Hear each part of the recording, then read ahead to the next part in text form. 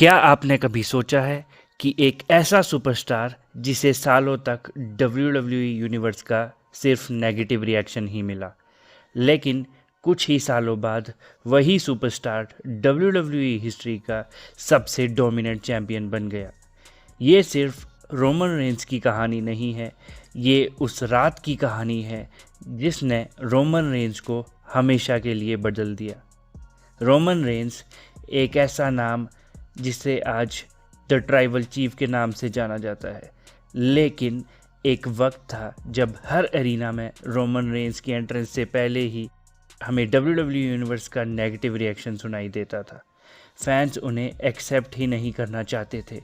Roman अच्छे match दे रहे थे, चैम्पियनशिप्स भी जीत रहे थे, लेकिन फैंस का दिल कभी नहीं जीत पा रहे थे। उस वक्त शायद किसी ने भी यह नहीं सोचा होगा कि एक दिन वही रोमन रेंस WWE हिस्ट्री के सबसे लेजेंडरी स्टोरी का सेंटर बनेंगे। रोमन रेंस ने द शील्ड के बाद जब सिंगल्स करियर शुरू किया, WWE को उनमें एक फ्यूचर मेगा स्टार नज़र आता था।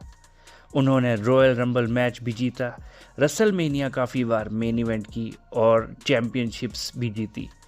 लेकिन जितनी रोमन की सक्सेस बढ़ती जा रही थी, उतनी ही ऑडियंस की नफ़रत भी बढ़ती जा रही थी। हर शो में एक ही आवाज़ सुनाई देती, वो थी बू, नेगेटिव रिएक्शन। फिर आया साल 2020। कोविड पैंडेमिक के दौरान रोमन हेल्थ कंसर्न्स की वजह से WWE से थोड़ा टाइम के लिए दूर चले गए। कई लोगों को लगा शायद रोमन रेंस का बेस्ट टाइम ख़त्म हो चुका है, लेकिन समर स्लैम 2020 में एक शॉकिंग रिटर्न हुआ। रोमन रेंस वापस आए, लेकिन इस बार हीरो बनकर नहीं, एक विलन बनकर। ये रोमन रेंस का हील टर्न था। उन्होंने ब्रे वायट और ब्रॉन स्ट्रोमन दोनों पर एक तगड़ा अटैक किया और कुछ ही दिन के बाद पूरा WWE बदलने वाला था। रोमन रेंस पहली बार पॉल हेमन के साथ नजर आए। ये वही पॉल हेमन थे जो सालों तक ब्रॉक लेसनर के साथ खड़े रहे। पूरा WWE यूनिवर्स शॉक में था। सबको समझ में आ गया था कि रोमन अब पहले वाले रोमन रेंस नहीं रहे हैं। पेबैक 2020 में रोमन रेंस ने यूनिवर्सल चैंपियनशिप जीती, लेकिन असली जीत टाइटल की नहीं थी।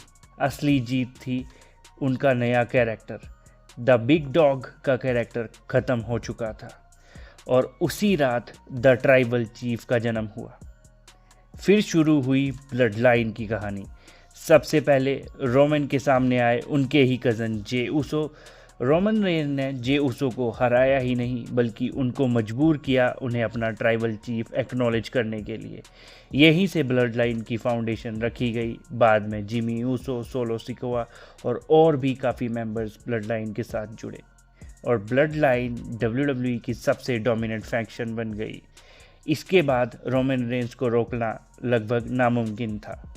एक एक करके रोमन रेंस ने Edge, Daniel Bryan, John Cena, Brock Lesnar और न जाने कितने WWE के बड़े सुपरस्टार्स को हरा दिया।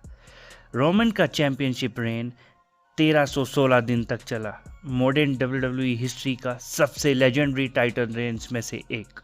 लेकिन सबसे बड़ी जीत टाइटल नहीं थी, सबसे बड़ी जीत थी फैंस की रिस्पेक्ट। जो फैंस कभी रोमन रेंस को देखना भी नहीं चाहते थे, आज वही उनकी एंट्रेंस पर उनको एक्नॉलेज करते थे। ये सिर्फ एक हील टर्न नहीं था, ये WWE हिस्ट्री का ग्रेटेस्ट कैरेक्टर ट्रांसफॉर्मेशन में से एक था। रोमन रेंस ने सिर्फ अपनी इमेज ही नहीं बदली, उन्होंने अपनी लेगेसी हमेशा के लिए बदल दी। और शायद ये सब शुरू हुआ था उस एक रात से जब रोमन रेंस हमेशा के लिए बदल गए थे। आपके हिसाब से ट्राइबल चीफ एरा WWE का ग्रेटेस्ट कैरेक्टर ट्रांसफॉर्मेशन था? और क्या आप रोमन रेंस को एक्नॉलेज करते हैं? कमेंट करके ज़रूर बताएं।